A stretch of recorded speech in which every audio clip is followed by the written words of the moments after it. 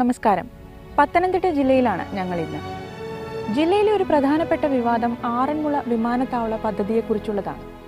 2 പഞ്ചായത്തുകളിലായിട്ടാണ് ഈ പദ്ധതി വരാൻ പോകുന്നത്, ആറന്മുളയും മലപ്പുഴശ്ശേരിയും. ഈ 2 പഞ്ചായത്തുകളും ആദ്യഘട്ടത്തിൽ ഈ പദ്ധതിയെ അനുകൂലിച്ചിരുന്നവരാണ്. വരാൻ പോകുന്ന തെരഞ്ഞെടുപ്പിൽ ഈ വിഷയം ഉയർത്തപ്പെടും എന്നുള്ള കാര്യത്തിൽ തർക്കമില്ല.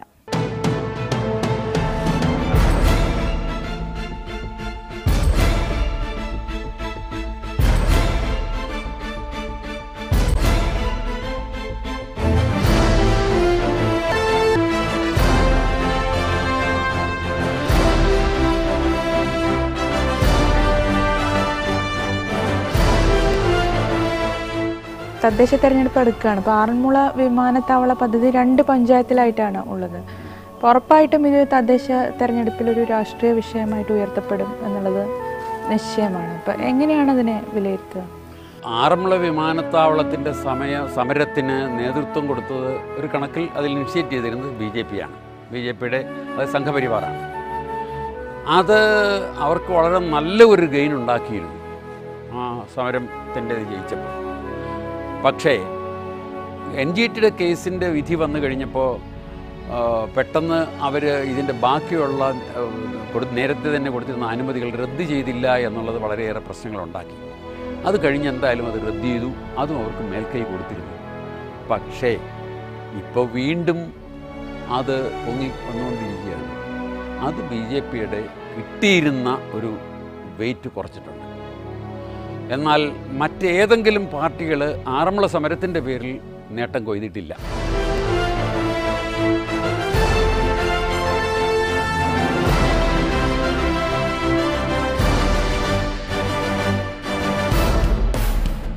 ഈ പദ്ധതി പ്രദേശത്ത് താമസിക്കുന്ന നിരവധി കുടുംബങ്ങളുണ്ട്. അവരോടൊന്ന് കണ്ടിട്ട് വരാം.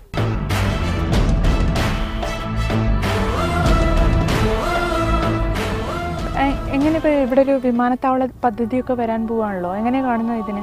ഞങ്ങൾ അങ്ങനെ കാണുന്നതെന്ന് പറഞ്ഞാലെ കൊണ്ട് ഞങ്ങൾ 3.5 വർഷമായി ഈ മഴയും ഈ വെയിലും ഇതെല്ലാം ഞങ്ങൾ അതിജീവിച്ച് ഇവിടെ കിടക്കുകയാണ്.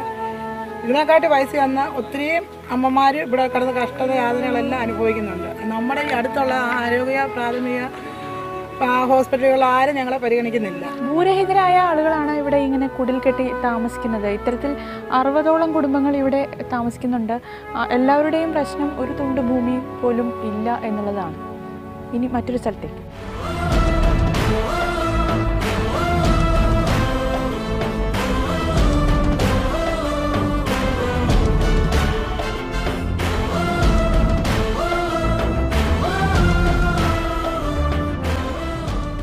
ഇരവിപേരൂർ പഞ്ചായത്തിലാണ് ഞങ്ങളിപ്പോൾ ഉള്ളത്.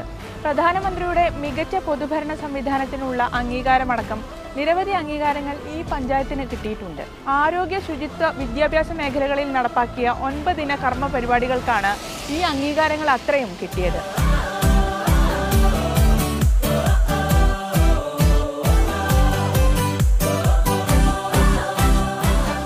പഞ്ചായത്ത് നടപ്പാക്കിയ കർമ്മ പരിപാടികൾ എന്തൊക്കെയാണെന്ന് അറിയാം. പ്രസിഡന്റ് അഡ്വക്കേറ്റ് രാജീവ് ഇപ്പോഴുണ്ട്. എന്തൊക്കെ പരിപാടികളാണ് ഈ ഒരു അംഗീകാരം കിട്ടാൻ വേണ്ടിയിട്ട് പഞ്ചായത്തിന് അർഹമാക്കിയത്? പഞ്ചായത്തിന് 10 പദ്ധതികൾ 2012-13 മുതൽ നടപ്പാക്കിയതായ 10 പദ്ധതികളാണ് ഞങ്ങൾ അവാർഡിൻ്റെ നോമിനേഷന് വേണ്ടി ഈ സ്റ്റേറ്റിനെ റെപ്രസെൻ്റ് ചെയ്ത് കേന്ദ്രത്തിലേക്ക് പോയത്. അത് ഈ പൊതുഭരണ അവാർഡിനെ കുറിച്ച് പറഞ്ഞാൽ അത് കേന്ദ്ര സംസ്ഥാന സർക്കാർ ഓഫീസുകൾക്ക് ആകെ പങ്കെടുക്കാവുന്ന ഒരു നോമിനേഷനാണ്. അതിലാണ് ഒരു ഗ്രാമപഞ്ചായത്ത് പങ്കെടുക്കാൻ, സ്റ്റേറ്റിനെ റെപ്രസെൻ്റ് ചെയ്ത് ഒരു ഓഫീസ് പങ്കെടുക്കാനുള്ള യോഗ്യത ആദ്യ റൗണ്ടിൽ നൽകിയത്. ഏതാണ്ട് 1000ഓളം നോമിനേഷനിൽ നിന്നാണ് ഷോർട്ട് ലിസ്റ്റ് ചെയ്യപ്പെട്ട അവസാനം ഓർഗനൈസേഷൻ എന്നുള്ള നിലയ്ക്ക് വെച്ചിട്ട് ഞങ്ങൾക്ക് ഈ അവാർഡ് കിട്ടുന്നു. രാജ്യത്ത് ആദ്യമായിട്ടൊരു ഗ്രാമപഞ്ചായത്തിന് കിട്ടുകയാണ്. ഇതിനു മുമ്പ് കിട്ടിയവരൊക്കെ ഓൾ ഇന്ത്യ സർവീസിലെ ഉദ്യോഗസ്ഥരായിരുന്നു. അപ്പോൾ അത്രയ്ക്കാണ് അതിൻ്റെ ഒരു മത്സര സ്ഥിതി എന്നുള്ളതാണ് സൂചിപ്പിച്ചത്. ഞങ്ങളുടെ നോമിനേഷനിൽ 10 പദ്ധതികളാണ് ഞങ്ങൾ അവാർഡിനായിട്ട് സമർപ്പിച്ചിരുന്നത്. ഒന്ന് ഗവേണൻസ്, പഞ്ചായത്തിലെ ഒരു ടോട്ടൽ ക്വാളിറ്റി മാനേജ്മെൻറ്റ് നടപ്പാക്കിക്കൊണ്ട് ഗുണപ്രദമായ ഗുണമേന്മയുള്ള സേവനം നൽകുന്നതിനുള്ള ടോട്ടൽ ക്വാളിറ്റി മാനേജ്മെൻറ്റ് അത് നടപ്പാക്കിയതിൻ്റെ ഭാഗമായി നമുക്ക് ISO സർട്ടിഫിക്കറ്റ് കിട്ടി.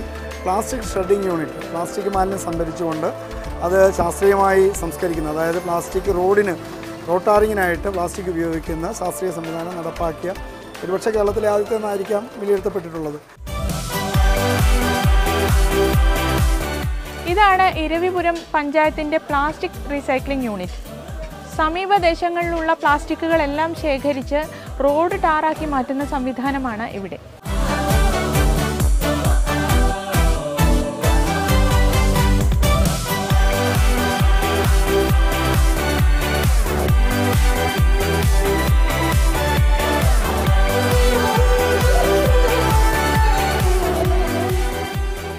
യൂണിറ്റിൻ്റെ പ്രവർത്തനത്തെക്കുറിച്ച് പറയാൻ യൂണിറ്റിൻ്റെ സെക്രട്ടറി മണിയമ്മ ഉണ്ട്. എങ്ങനെയാണ് ഇതിൻ്റെ ഒരു പ്രവർത്തനം? ഇതെങ്ങനെ ഈ ടാറാക്കി മാറ്റുന്ന സംവിധാനം?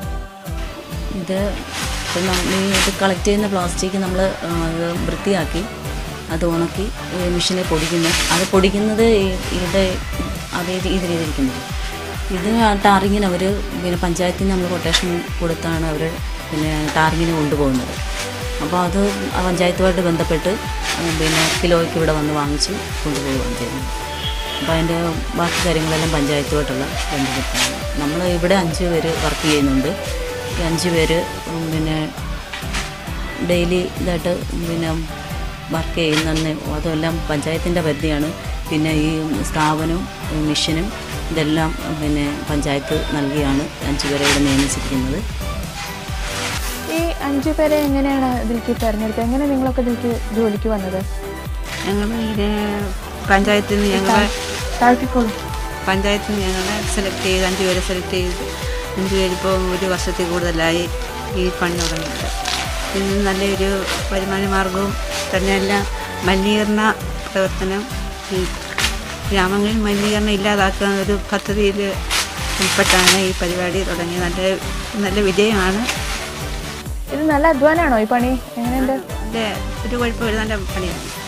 ഇത് സ്കൂളുകളിൽ നിന്നും അംഗനവാടിയിൽ നിന്നൊക്കെ ഞങ്ങൾ എടുത്ത് ശേഖരിച്ചുകൊണ്ട് വന്ന് ഇത് പിടിച്ച് കൃത്യ ടാറിങ്ങിനും എന്നിട്ട് ടാർപ്പ ഉണ്ടാക്കാനായിട്ട് ഇത് കൊണ്ടുപോകുന്നുണ്ട്. നിങ്ങൾ തന്നെയാണോ ഇത് ശേഖരിച്ചുകൊണ്ട് വരുന്നത്? എങ്ങനെ ശേഖരിക്കുന്നത്? നിങ്ങൾ വീടുകളിൽ പോവോ അതോ? വീടുകളിൽ സ്കൂളിൽ, അംഗൻവാടി സ്കൂളിലൊക്കെ ഞങ്ങൾ ഓട്ടോയിൽ പോയി എടുത്തുണ്ട്. അപ്പോൾ അത് ഇപ്പം ഇന്നിപ്പോൾ ഇരുന്നിട്ടുള്ള ജോലി അങ്ങനെ ഓരോ ദിവസവും ഇന്ന ജോലി എന്ന് വേർതിരിച്ചിട്ടുണ്ടോ? ഇല്ല, ഇപ്പം സ്റ്റോക്ക് അവിടെ നിന്ന് അംഗൻവാടിയിൽ നിന്ന് പറയാം, അവിടെ സ്റ്റോക്ക് ഇപ്പോൾ ഞങ്ങൾ അവിടെ പോയി എടുത്തുണ്ട്. അവരറിയിക്കും. രാവിലെ എത്ര മണിക്ക് ജോലി തുടങ്ങും? വൈകുന്നേരം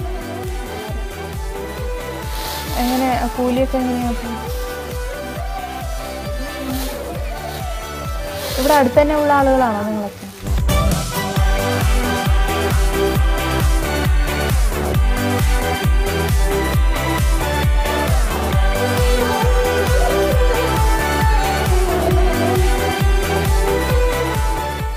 റാന്നി പെരുന്നാട് പഞ്ചായത്തിലാണ് ഞങ്ങളിപ്പോൾ ഉള്ളത്. പ്രശസ്ത തീർത്ഥാടന കേന്ദ്രമായ ശബരിമല ഈ പഞ്ചായത്തിലാണ്. ശബരിമല തീർത്ഥാടകർ നേരിടുന്ന പ്രധാനപ്പെട്ട പ്രശ്നം കുടിവെള്ളക്ഷാമമാണ്. ഇത് പരിഹരിക്കാൻ പഞ്ചായത്ത് എന്ത് ചെയ്തു എന്ന് നോക്കാം.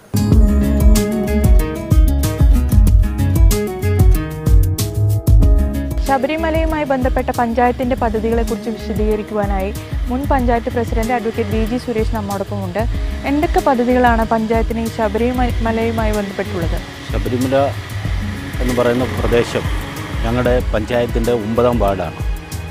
ആ പ്രദേശത്ത് ഈ ശബരിമല സീസണായി കഴിഞ്ഞാൽ പിന്നെ ഏതാണ്ട് വൃശ്ചികമാസം 1-ാം തീയതി മുതൽ ഏതാണ്ട് 65 ദിവസക്കാലം തന്നെ ഒരു ഉത്സവമായിട്ടാണ് ഈ പ്രദേശത്ത് ഈ ശബരിമല മഹോത്സവം കൊണ്ടാടുന്നത്. കുടിവെള്ള പ്രശ്നം പരിഹരിക്കാൻ വേണ്ടിയിട്ടൊരു പദ്ധതി. കുടിവെള്ള പ്രശ്നം എന്ന് പറയുമ്പോൾ ഞങ്ങളുടെ പഞ്ചായത്തിൽ ഇപ്പോൾ നിലവിലുള്ള കുടിവെള്ള പദ്ധതി എന്ന് പറയുമ്പോൾ ഈ പഞ്ചായത്തിൽ ഏതാണ്ട് 4-5 വാർഡിൽ മാത്രം നിൽക്കുന്ന ഒരു പദ്ധതിയാണ്.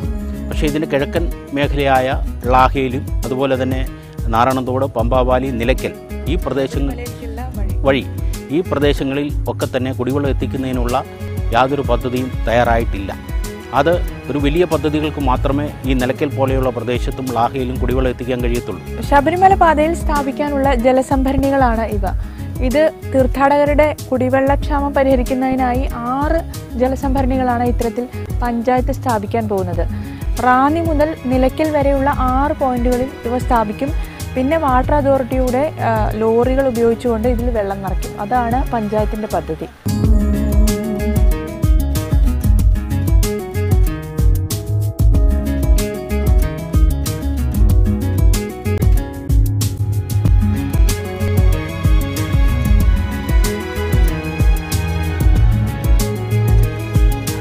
ജില്ലയിലെ പ്രധാനപ്പെട്ട പരമ്പരാഗത കുടിൽ വ്യവസായമായിരുന്നു കൊട്ടനെയ്ത്ത്. പക്ഷേ കാട്ടിനുള്ളിൽ നിന്ന് ഈറ്റ വെട്ടുന്നതിന് വിലക്കേർപ്പെടുത്തിയതോടെ ഈ വ്യവസായം വലിയ പ്രതിസന്ധിയിലായി. പക്ഷേ ഇപ്പോഴും ചെറുതല്ലാത്തൊരു വിഭാഗം ഈ തൊഴിലിനെ ആശ്രയിച്ച് കഴിയുന്നുണ്ട്. അവരെ ഒന്ന് കണ്ടുവരാം.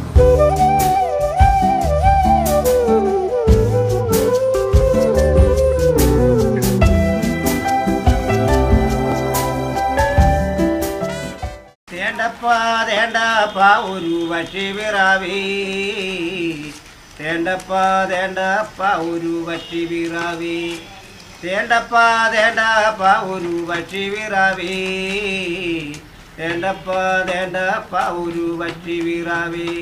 ലല്ലല്ലൈ ലാലാലാലൽ, ലാലല്ലൈ ലാലാലാലൽ, ലാലല്ലൈ ലാലാലാലൽ, ലാലല്ലൈ ലാലാലാലൽ. തേണ്ടപ്പ ഒരു വറ്റി വിറാവി, തേണ്ടപ്പ ഒരു വറ്റി വിറാവി. കൊണ്ടക്കാളയേടാ നീ പൊന്നുമോനെ, കൊണ്ടക്കാളയേടാ നീ പൊന്നുമോനെ. അല്ലെങ്കിൽ ഇരിക്കട്ടെ നിനക്കു കളിപ്പാൻ താരോ, അല്ലെങ്കിൽ ഇരിക്കട്ടെ നിനക്കു കളിപ്പാൻ താരോ. തന്നെ താനാദാനം, താനെന്നെ താനാദാനം, താനെന്നെ താനാദാനം, താനെന്നെ താനാദാനം. ഇപ്പൊ ഈ ഒരു കുലത്തൊഴിൽ സംരക്ഷിക്കാൻ വേണ്ടിയിട്ട് എന്തെങ്കിലും പഞ്ചായത്ത് തലത്തിൽ നിന്നോ അങ്ങനെ എന്തെങ്കിലും ഒരു ശ്രമം ഉണ്ടാവുന്നുണ്ടോ? ഇതിപ്പോൾ തുടങ്ങിയിട്ട് 4 വർഷം കഴിഞ്ഞു. ഞങ്ങൾക്ക് വ്യവസായ ഓഫീസിൽ നിന്നാണ് ഇത് ഞങ്ങൾ ട്രെയിനിങ് ചെന്ന് അവിടുത്തെ സർട്ടിഫിക്കറ്റൊക്കെ തന്നാണ് ഞങ്ങളിപ്പം എന്നോട് കൂട്ടി 8-10 പേരുണ്ടായിരുന്നു. ഞാൻ മാത്രം ലോൺ എടുത്തില്ല, ബാക്കി പേര് ലോൺ എടുത്താണ് ഈ പരിപാടിയൊക്കെ നടത്തുന്നത്. അത് ഞങ്ങൾ പൂങ്കാവ് എന്ന് പറയുന്ന സ്ഥലത്തു നിന്നും ഓരോ വീട്ടുകളിൽ നിന്നുമൊക്കെ പോയി ഈറ വെട്ടിക്കൊണ്ട് വന്നാണ് ഇത് നടത്തിക്കൊണ്ടിരുന്നത്. ഇത് തോന്നിയമല എന്ന് പറയുന്ന സ്ഥലത്തുമൊക്കെ പോയി ബാനി പിടിച്ചുകൊണ്ട് വന്ന് ബാനയിലാണ് ഈറ ഇറക്കിക്കൊണ്ടിരിക്കുന്നത്. അങ്ങനെയൊക്കെ കൊണ്ടുവന്ന് ഇവിടെ ഇത് നടത്തുമ്പോൾ ഞങ്ങൾക്ക് മുതലൊന്നും കിട്ടുന്നില്ല. ഒരു വാറിന് 30 രൂപ വിലയാണ് ഒരു വാറിന്. അവിടുന്ന് അത് കഴിഞ്ഞ് വണ്ടിക്കൂലിയും കൊടുത്ത് പിന്നെ 5 കുഴി എന്ന് പറയുന്ന ഭാഗത്തുനിന്ന് വാറ് കൊടുത്തുകൊണ്ട് വന്നാണ് ഇതൊക്കെ നടത്തുന്നത്. ഇതൊക്കെ നടത്തുമ്പോൾ ഞാൻ ബ്ലോക്കിൽ നിന്ന് ഈ റാന്നിയിലെ പഞ്ചായത്ത് പ്രസിഡൻറ്റിനെയും ബ്ലോക്ക് പ്രസിഡൻറ്റിനെയൊക്കെ വിളിച്ച് ഇത് ഉദ്ഘാടനമൊക്കെ നടത്തിയിട്ടുണ്ട്. ഇത് പല കാര്യങ്ങളും ചെയ്തിട്ടുണ്ട്. അവരുടെയൊക്കെ ശ്രദ്ധയെ കൊടുത്തിട്ടുണ്ട്. അവിടെ എല്ലാം അപേക്ഷകൾ കൊടുത്തിട്ടുണ്ട്. അവരെല്ലാം ഫണ്ട് തരാമെന്ന് പറഞ്ഞിട്ടേ ഉള്ളൂ, ഒന്നും ഇതുവരെയും കിട്ടിയിട്ടില്ല. ഈ മാസം 1500 രൂപ വാടക കൊടുത്താണ് ഇത് നടത്തുന്നത്. ഞങ്ങളിങ്ങനെ പിരിവൊക്കെ എടുത്ത് ഇങ്ങനെ നടത്തിക്കൊണ്ടിരിക്കുകയാണ്. ഇന്ന് വരെയും ആരും സഹായിച്ചിട്ടില്ല. ഇങ്ങനെ ഒരു കൊട്ടയും വട്ടിയൊക്കെ ഉണ്ടാക്കി കൊടുക്കുമ്പോൾ എത്ര വരുമാനം ഉണ്ടായിരുന്നു? നേരത്തെ ആദ്യം തുടങ്ങിയപ്പോൾ ഒരു മുറത്തിന് 200 രൂപ വെച്ചുണ്ടായിരുന്നു. ഇപ്പം 100 കൊടുത്താലും 100 മതിയെന്ന് പറഞ്ഞാൽ ഇപ്പം കുറവാണ് പൈസ കിട്ടും. ജീവിക്കാനുള്ള വരുമാനമൊക്കെ കിട്ടുമോ? ജീവിക്കാനുള്ള വരുമാനം ഇതുകൊണ്ട് ആചാര്യൊക്കെ 1 കിലോ അരിയൊക്കെ വാങ്ങിക്കുന്നത്. ഇത് അന്നേരം കറി വയ്ക്കാനായാലും കിട്ടുന്നില്ല. എന്നാൽ ഞങ്ങൾക്ക് വലിയ പ്രയാസം ഇത് ഇതിൻ്റെ കാര്യത്തിൽ കണ്ടു. ഇതിപ്പോൾ പഞ്ചായത്തിൽ നിന്ന് എന്തെങ്കിലും ആനുകൂല്യമോ നിങ്ങൾക്ക് വീട് വെക്കാനുള്ള സഹായങ്ങളോ അതൊക്കെ കിട്ടാറുണ്ടോ? വീടൊക്കെ കിട്ടിയിട്ടുണ്ട്. പിന്നെ സഹായം പിന്നെ ഒന്നും കിട്ടിയിട്ടില്ല. ഇതിൻ്റെ വെച്ച് കിട്ടിയിട്ടില്ല. ഞങ്ങൾ ഒത്തിരി അപേക്ഷകൾ 2 വർഷത്തിന് മുമ്പ് കൊടുത്തു. ഈ വർഷം കൊടുത്ത് ഇതൊന്നും അവർ അംഗീകരിച്ചിട്ടില്ല. എന്തിനുള്ള അപേക്ഷ നിങ്ങൾ കൊടുത്തത്? ഇതിന് സൗജന്യമായി എന്തെങ്കിലും സഹായം കിട്ടുമെന്ന് വെച്ച്. ഈ ചെറുകിട വ്യവസായത്തിനുള്ള എന്തെങ്കിലും അപേക്ഷകളൊക്കെ കൊടുത്തിരുന്നോ? ചെറുകിട വ്യവസായം ഉണ്ട്. ചെറുകിട വ്യവസായം കുടിൽ വ്യവസായം വെച്ച് ഞങ്ങൾ കൊടുത്തിരുന്നു. അതായത് ഇവരെ ആരും അംഗീകരിച്ചിട്ടില്ല. അതിൻ്റെ മറുപടി കിട്ടിയിട്ടുമില്ല. സാമ്പത്തികത്തിനുള്ള വഴി തന്നിട്ടുമില്ല.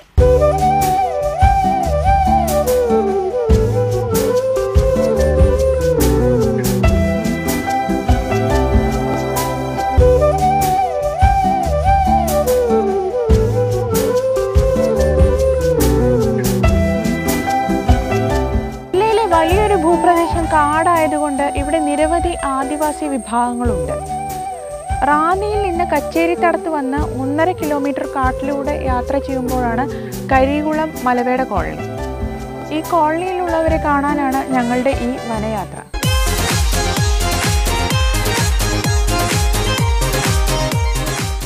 ഇവിടെ ഒന്ന് കളി നടക്കാൻ പോവാണോ?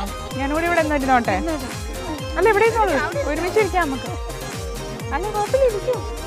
ഇവിടെ ഇപ്പോൾ ഉത്സവകാലമാണ്. ഉത്സവകാലത്താണ് കമ്പ് കളിയും മുടിയാട്ടവും ഒക്കെ ഇവിടെ നടക്കാറുള്ളത്.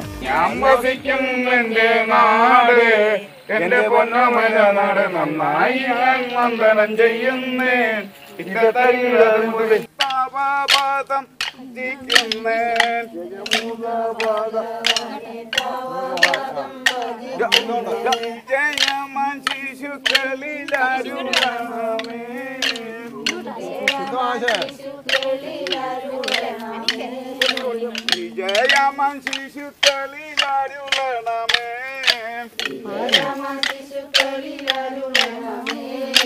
അകമതിലുറ്റ ഭക്തി ഭഗവാനെ ഭജിക്കുന്ന അലിവോട് വരം തന്നു വരിൽ ഭാഗി,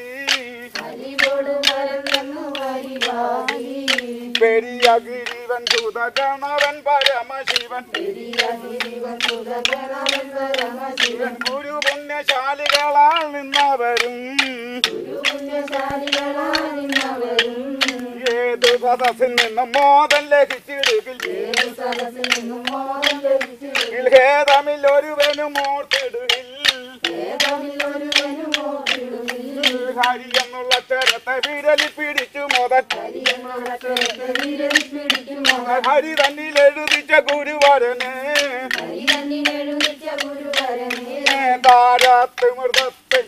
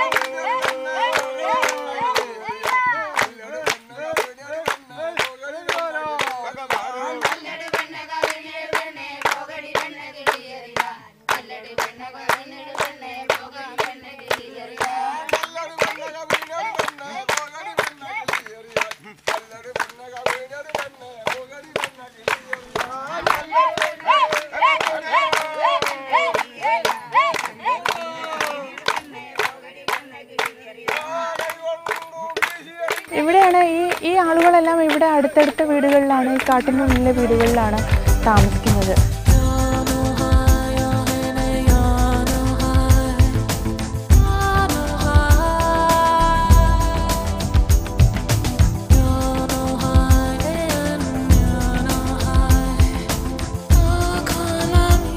ഈ അസുഖങ്ങളൊക്കെ വന്നാൽ ഇവിടെ അടുത്ത് തന്നെ ആശുപത്രി സൗകര്യമൊക്കെ ഉണ്ടോ?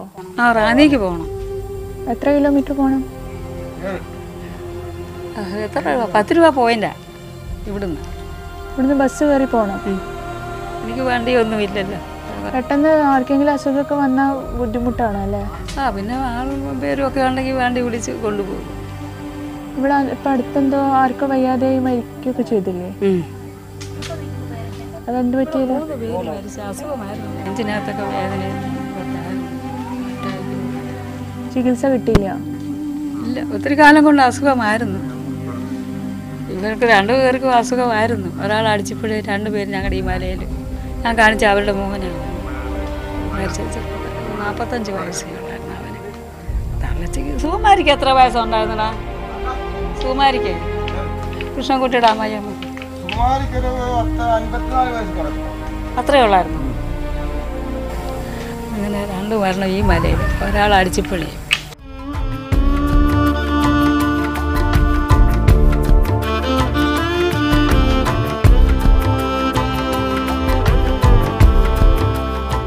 നിങ്ങൾക്ക് ഇവിടെ നിന്ന് ഈ അത്യാവശ്യം ആനുകൂല്യങ്ങളൊക്കെ പഞ്ചായത്തിൽ നിന്നൊക്കെ കിട്ടുന്നുണ്ട്? പഞ്ചായത്തിൽ നിന്ന് കിട്ടുന്നില്ല. ഇതുവരെയും പെൻഷനുകൾ വിതരണം ചെയ്ത് തുടങ്ങിയിട്ടില്ല നാർണമ്പുഴ പഞ്ചായത്തിൽ.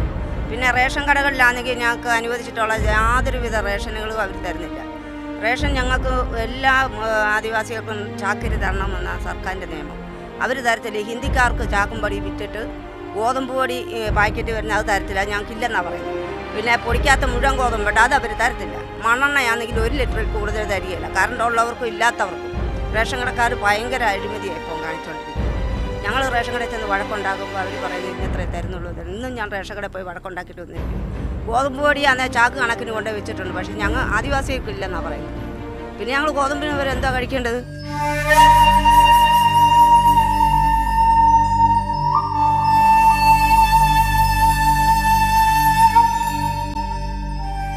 എങ്ങനെ കുടിവെള്ളം കിട്ടുന്നുണ്ട് ഇവിടെ? കുടിവെള്ളം ഞങ്ങൾക്ക് മഴ ബുദ്ധിമുട്ടാണ് വെള്ളം കിട്ടാൻ. ഞങ്ങൾക്ക് ഉണക്കുകാലം തൊട്ടുമേ വെള്ളമേ കിട്ടുന്നില്ല. ഞങ്ങൾക്ക് വല്ലപ്പോഴും ഞങ്ങൾ ചെന്ന് അവിടെ ചെന്ന് പിന്നെ സമരം ചെയ്യണം. സമരം ചെയ്ത് കഴിഞ്ഞാലേ ഇങ്ങോട്ട് ഞങ്ങൾക്ക് വെള്ളം വിടും. അല്ലെങ്കിൽ പറയും ഞങ്ങൾ വെള്ളത്തിന് ബുദ്ധിമുട്ട് ചോദിക്കാമെങ്കിൽ പറയും ചെന്ന് ബോംബിടാൻ പറയും. അതിനകത്ത് ആദിവാസികളായതുകൊണ്ട് ബോംബിടാം, അന്നേരം അവർ എളുപ്പം വെള്ളം തരും. അങ്ങനെയൊക്കെ അവർ പറയുന്നത്. പമ്പ് ചെയ്യുന്ന ആളിനോട് പറയുമ്പോൾ അങ്ങനെ അവർ പറയുന്നത്. വെള്ളം വിടുന്ന ആൾക്കാരോടും പറയുമ്പോൾ ഇങ്ങനെയൊക്കെ അവർ പറയുന്നത്. ഞങ്ങൾക്ക് ഭയങ്കര ബുദ്ധിമുട്ടാണ് വെള്ളത്തിന്.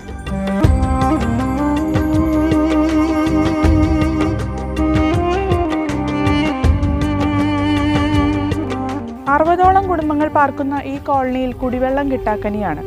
ശുദ്ധജലം കിട്ടാതെ ഇവരിൽ പലർക്കും അസുഖങ്ങൾ ഉണ്ടാവുന്നുമുണ്ട്. അസുഖകാലത്ത് കൃത്യമായ വൈദ്യസഹായവുമില്ല. ഈ അടുത്ത കാലത്ത് അങ്ങനെ 3 പേർ മരിച്ചു എന്ന സങ്കടകരമായ വാർത്ത കേട്ടാണ് ഞങ്ങൾ ഇവിടെ നിന്ന് മടങ്ങുന്നത്.